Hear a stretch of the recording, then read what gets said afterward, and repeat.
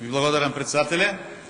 Очекувано, нели, во недостиг на контрафакти или контрааргументи, секој предлог од опозицијата за парламентарното мнозинство станува популистичко решение и додворување на одредена категорија.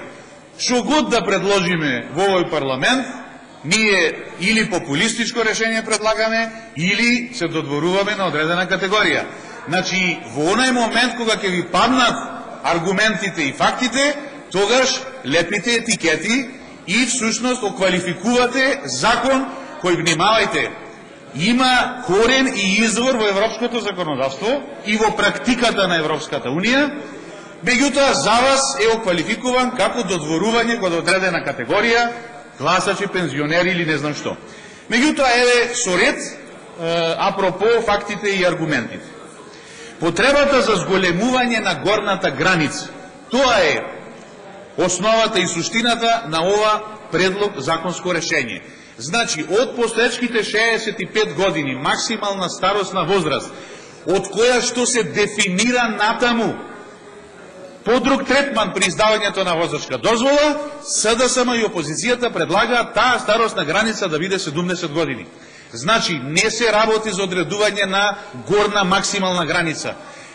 Ако го прочитавте образложението на законот и ако ги разгледавте документите кои ви се наведени, значи консул на Европската Унија од 2013 година, тоа е всушност истражување на неколку реномирани стручни институции, односно експерти од таа област, всушност е скратеница од Consolidation and Solution, што значи загриженост и решенија за одредени прашања кои ги морат жителите на Европската Унија, што значи во нормалните цивилизирани демократски држави научните луѓе, односно научните кругови се бават со прашања кои се од интерес, практичен интерес за одредени категории на граѓани. Тоа е направено во 2013 година и таму како резултат на тоа испитување, односно тоа истражување, се дадени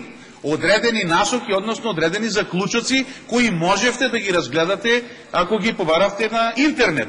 Или директивата на Европската Унија 126 од 2006 година, каде што се препорачува земјите на Европската Унија да не ја ограничуваат горната граница, туку да одредат граница на возраст над која што ќе биде посебно регулиран режимот за продолжување на возачката дозвола. Сега во моментот во Република Македонија е 65 години и тоа решение е старо повеќе од 50 години. Па нормално е со тек на време таа работа да се менува. Зошто? Прво, затоа што е продолжен животниот век статистички.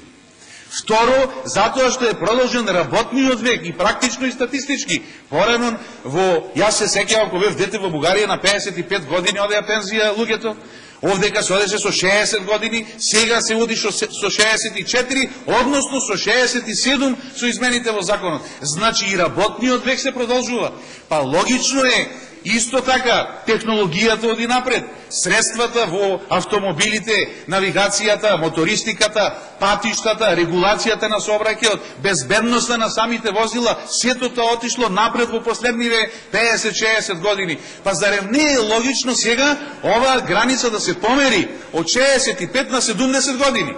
Меѓутоа, ако не ви изгледа вам логично, тогаш да се осврнеме на тоа што се случува во европските држави и тоа кои се предмет на ова истражување. Еве го истражувањето.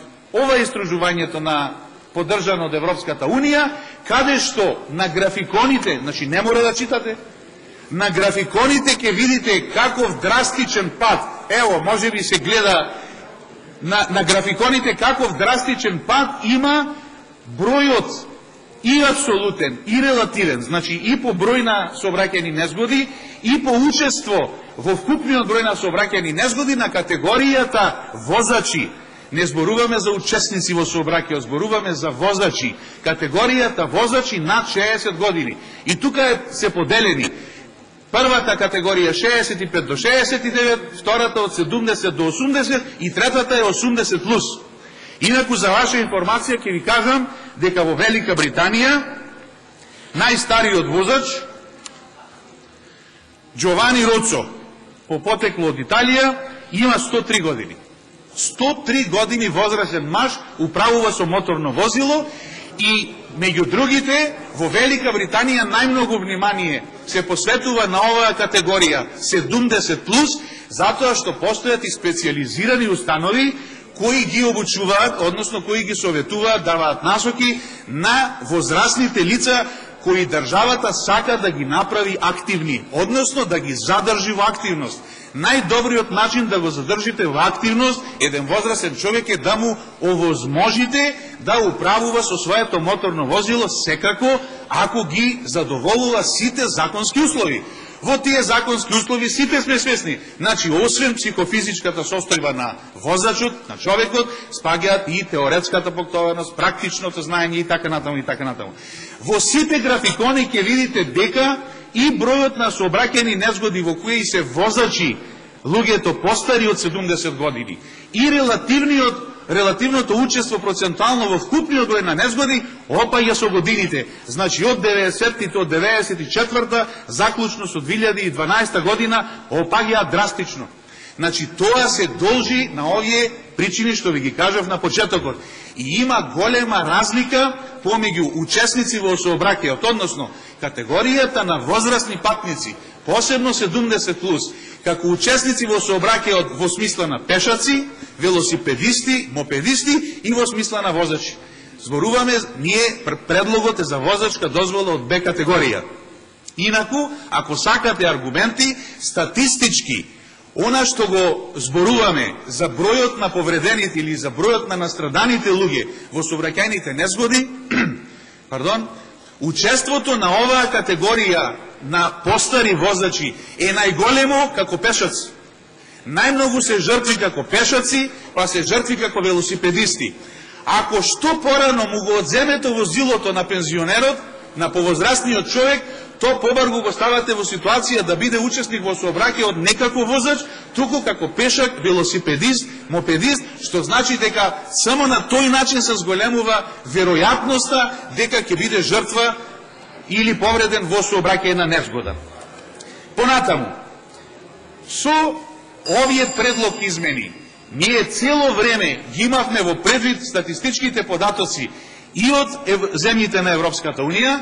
Инаку, внимавајте, во истражувањето се опфатени неколку карактеристични држави. Освен Велика Британија, Франција, Данска, Чешка и Шпанија.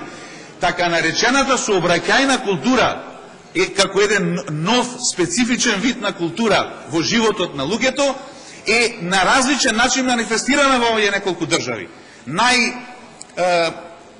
Како да речеме, најживи или најтемпераментни возачи во ова истражување биле шпанците, најдисциплинирани биле британците, најнервозни биле французите и така натаму. Значи, сите предиспозиции, односно критериуми се земени во предвид во ова истражување. Иначе, статистички гледано, во Република Македонија годишно имате над 150 сообраќајни незгоди со фатални последици, со жртви на годишно ниво, односно над 4200 сообраќајни незгоди со лесни телесни повреди на учесниците. Значи, зборуваме за сериозни бројки, меѓутоа нема податоци за категорија учествувале возачи во однос на старостната категорија. Жртвите се постарите лица или најмладите учесници во сообраќајот.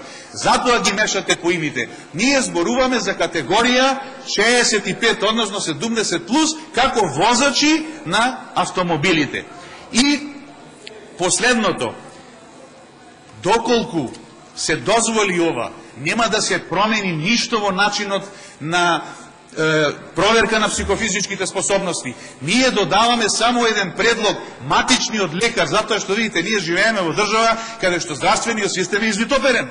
Јас судам на редовни контроли, систематски прегледи. Најмалку сум прегледуван, битно е само печатот да се удри дека прегледот завршил. Значи, матичниот лекар е тој што најдобро го знае здравието на својот пациент и матичниот лекар ќе даде мислење. А во секој случај, психофизичките способности, ќе бидат проверени на сите учесници во сообраќајот и значи воопшто не држи тезата дека на овој начин се намалува безбедноста. Напротив, на овој начин се зголемува безбедноста за сите учесници во сообраќајот. Благодарам. Благодарам,